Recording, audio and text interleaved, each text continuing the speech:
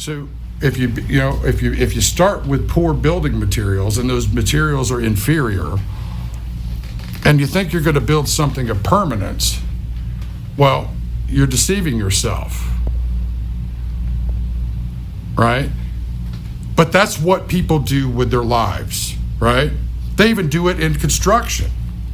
They think that they could build something that's going to last forever, right? And to them, myopically, I mean, forever is really, in their minds, a denial of reality, because they just want it right now and they want it to be there tomorrow, but they don't really think beyond the consequences of that, right? So even though it's given over to entropy and everybody knows it's given over to entropy, they ignore that, right? They deny that, and that's a lie. That's self-deception. And what that always creates in them is fear, because they can deny it in their physical temporal reality, but in their spiritual metaphysical reality, right, it's still there. It's still eating away at them. And so that's the nature of pride, right? Pride creates those conditions, and then it takes over and focuses everything on the externality. Hence why I use, the metaphor of buying something really expensive from Amazon, right? And it finally arrives and you're all excited, and you keep the box and throw what was in it that was so expensive away. That's stupidity. But that's what people do here in this world with what's most valuable, and what's most valuable is what is in them. These temporal bodies are just containers. There's a reason why they go into a container when you die. I mean, that container is is either an urn because you were cremated, or it is a casket, right, or a body bag. That to me is really important, because one, we have a mission here in the here and now. You see, what we're doing now actually it transcends the temporal, right? What they build on sand and silicon and temporariness and inferior, foundations won't last. What we're building transcends all that, right? It puts all the other stuff into its correct context. It maximizes the potential for temporality, right? By putting those things in a correct context, a correct sequence, using the right materials. It's the proper application of knowledge, being guided by wisdom. But the bigger deal is that from the inside out we're doing that, but what's inside us is more important. And these temporary boxes that we leave behind are just temporary boxes, right? I mean, when you really think about a cemetery, it really is just a human landfill with just grandiose, structures built over the top of them. I mean, if you ever get a chance to come down here to Richmond to hang out with me, I'll take you to Hollywood Cemetery. It's pretty amazing, right? Hollywood Cemetery is like a combination of a garden, which is appropriate because that was the first cemetery, and kind of a Gothic ruins, right? So there's a lot of the architecture of the tombs and the way that they built. I mean, it's all Gothic, right? It's very interesting, and everything tells a story if you're willing to kind of take it in. And every time I'm there, I was there one day, and I'm looking across at President Monroe is buried there. So there's his tomb is in the middle of it, kind of like the way that George Washington's tomb is at Mount Vernon. And so I'm sitting there one day, and I'm writing, and I'm just kind of it's one of the quietest places I can go. I mean, there's very few people that are going to bother you in a cemetery. And beautiful day, and I look off to towards, it's on a bluff. You can hear the river. It's very, very peaceful, calm, right, meditative. And I look off to to the city to my left, and guess what? The city looks exactly like a giant cemetery through the cemetery monuments that I'm viewing it through. And it struck me, well, this is the valley of the shadow of death, right? Is it not? And so look at what we build, and then look at how we, even in our death, we create, a mimicking of the very cities that we build while we're alive in the cities that we essentially create in our garden of goodbyes.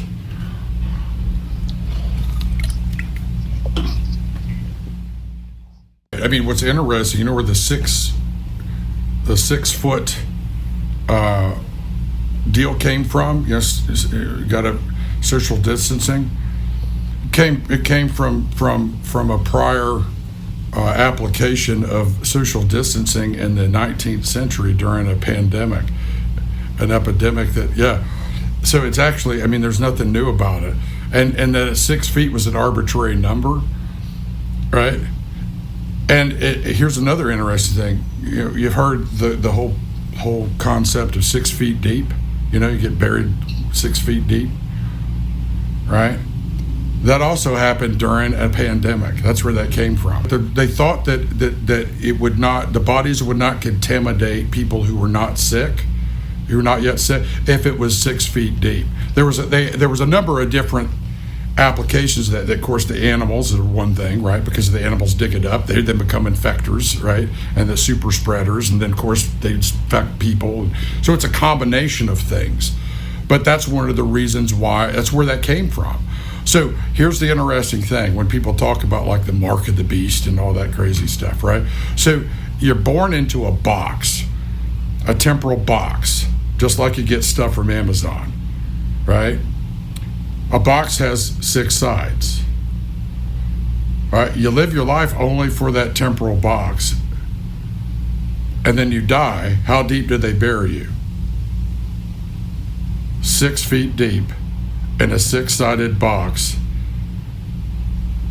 So the number of humanity, of temporal mortal coils, right, is 6, because it's easily divided. What are you seeing happening in your country? The symbolism and the story is everywhere in front of everybody all the time now. If you live only for the temporal, what do you think you're going to have when you die? Nothing. You'll have nothing. Because everything that you invested your life in goes into a landfill. Right. It goes into the landfill, and then the possessions that you amass, everybody fights over, right? Like scavengers, as if they're somehow terminally unique. It's insanity. That's why I call this, I'm not the only one. I didn't invent this, but like C.S. Lewis said, it's the Shadowlands. It is the valley of the shadow of death. And people they don't like that, right? So here we are in a time where everybody's freaking out, and what's being leveraged over everybody? Death, fear of death, right? If you don't take this, you're going to die. What are these people doing? They're projecting their fear, their confusion, right? Their pride, right, on everybody else.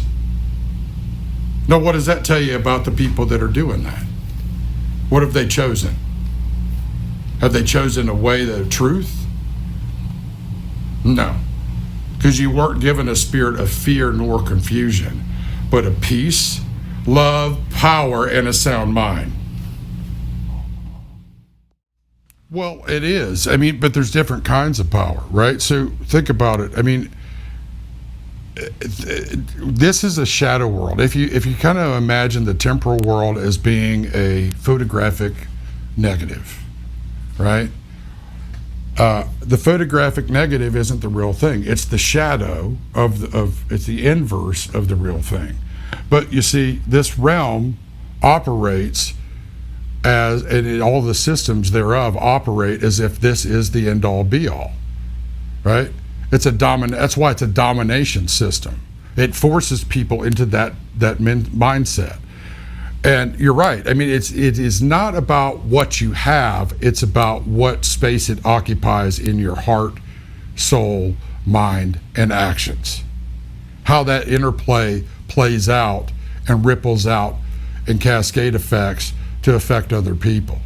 And far too few people consider their impacts.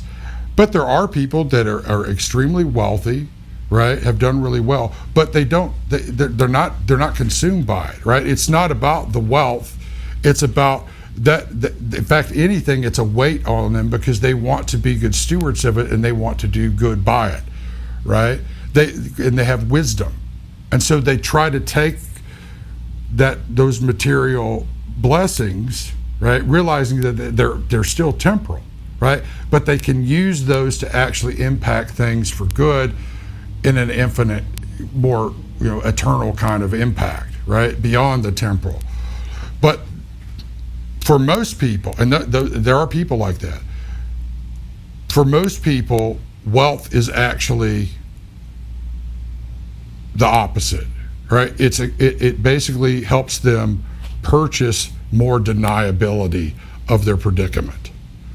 It helps them purchase more power, right, to further their self-justification of remaining in it, and their self-deception and self-delusion, and influence over others so they can use them as their temporary serfs and slaves to serve the lie they are in, which is why they project fear and confusion upon them, right? And then there is, of course, the reality at which they want to combine all of those things together to create a global system, right, that maintains that and allows them to project that onto everybody else, right? That's the battleground. That's meta war, right? And these people don't even realize that are doing this, that they're proxies. They're proxies to their own self-deception, to a lie, and ultimately their own self-destruction. That's why, we always say, broad is the path which leads to destruction, right? Narrow is the way which leads to life, right? People don't think in those terms, right? Because that's why social engineering is not new. The means by which it's done may change, but all you're seeing is what has been going on in the metasphere, in the spiritual realm, put into a physical reality, right? So let me use myself as an example, right? You have to fight for your rights and your freedoms. You cannot cede them to people, right? Because of social conventions or because of platforms or corporations or political correctness. You can't do that. That's actually going to hurt you, right? That's what they want you to do, right? So you're going to have to think through what it is that you're dealing with, and you're going to have to actually grow a pair and be a little rebellious, right? Because you're being socially engineered to hand over something, right, that doesn't belong to them, right? It's a deception. You're going to have to fight back. You're going to have to push back. If not, they will continue to take from you, just like they've tried to take from me, right? Anyway, they're going to. So at some point, you have to just make a decision, right? That you're going to fight. You're going to exercise your rights and your freedoms, come hell or high water, right? You're going to have a backbone, because the only person that can then take your rights away, your freedoms away, is you handing them over to powers and principalities and authorities, right, that are conning you out of them. That's what they're doing to you. That's how they're socially engineering you, right? So you need to consider that in the times that we're in. You need to think through the consequences of stuff, right? And don't give in to fear, right? I've been hit on my social media over and over and over, right? Now LinkedIn has nuked my, now 2 profiles, right? And they're actually violating my constitutional rights, and they're actually cutting me off and my business, my profession, which happens to be national security, right? And technology and innovation as well. They're actually cutting me off from my network, but they're also proving everything I've said right. Right? I told them what they would do before they would do it. Right? Because I know their game. And that's why I'm not going to stop. I'm going to increase my presence. I'm going to diversify my presence. And I'm going to count on those that are with me to help me get the word out. Right? Because I will not be silenced by them, and I'm bigger than their platforms. I'm not even limited to their platforms. Right? They base everything in temporal constructs. I'm not limited to that. Right? So what's happening is you're being tested as to what you serve and what you're willing to do. And they're slowly bringing you along so that you'll accept anything they tell you at any time. Right? That's tyranny. Right? Whether it's in a corporatocracy form, or whether it's an authoritarian governmental form, or whether it's in a mass population, lemming, socially engineered peer pressure form. You got to be different. You got to stand against that. If you don't want to live in the hell that handing your rights and freedoms over will put you in, and consign your children's futures to, you're going to have to stand up and exercise your rights and freedoms, right? And stop buying into the fear and confusion that they're puking out on you, right? You weren't given a spirit of fear nor confusion, but of peace, love, power, and a sound mind. You have authority, okay? So don't let them con you out of your birthright. And don't let them use you as proxies against others like me.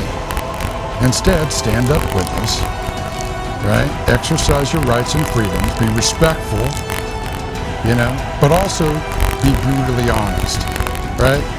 Because here's how their community rules work. They're completely obscure and subjective, right?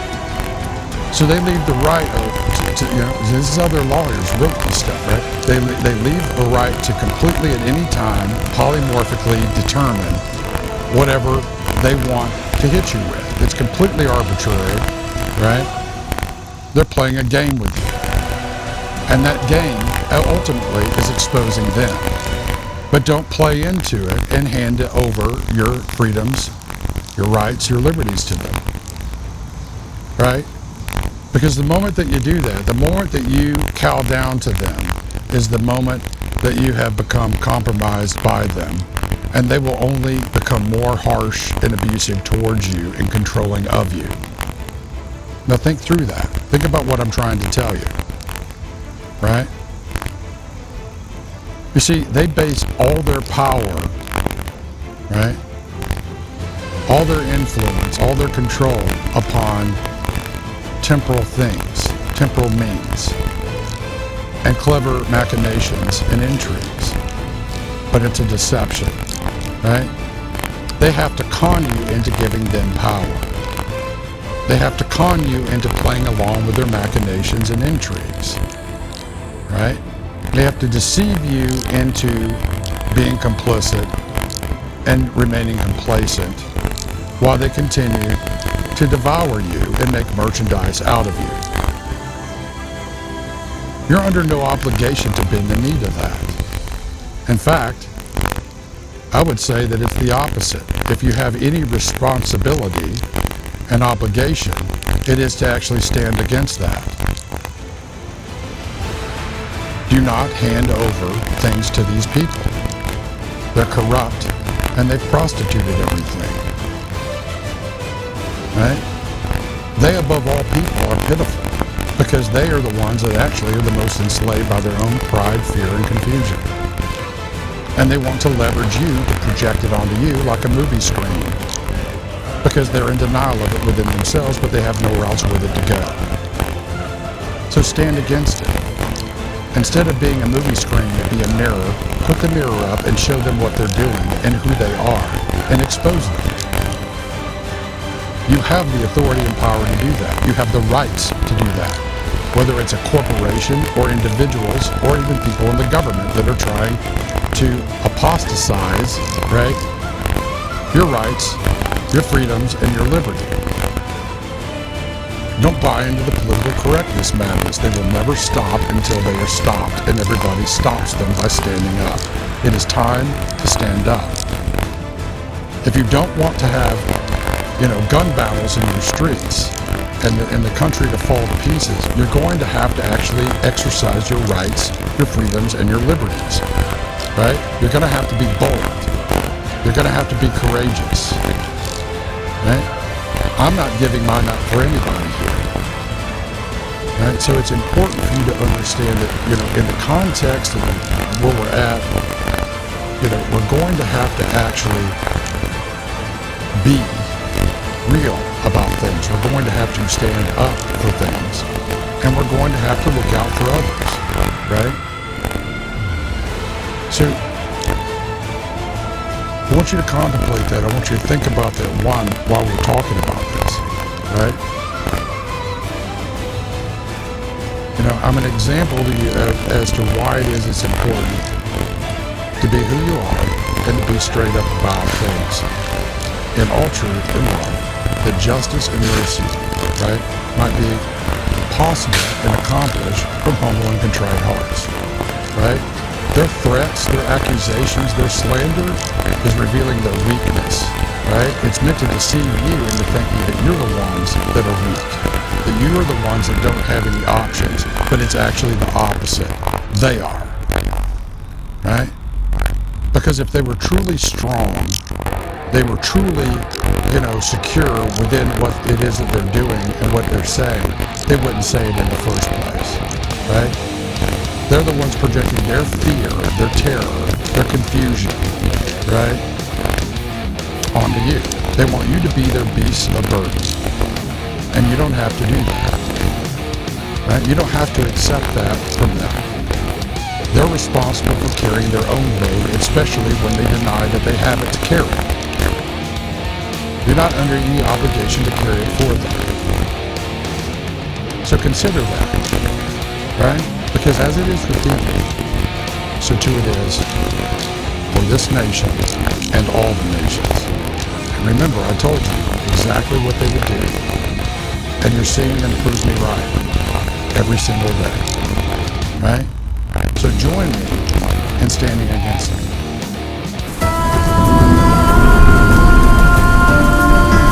Are you sick of the crazy? Are you tired of the lies? Maybe it's time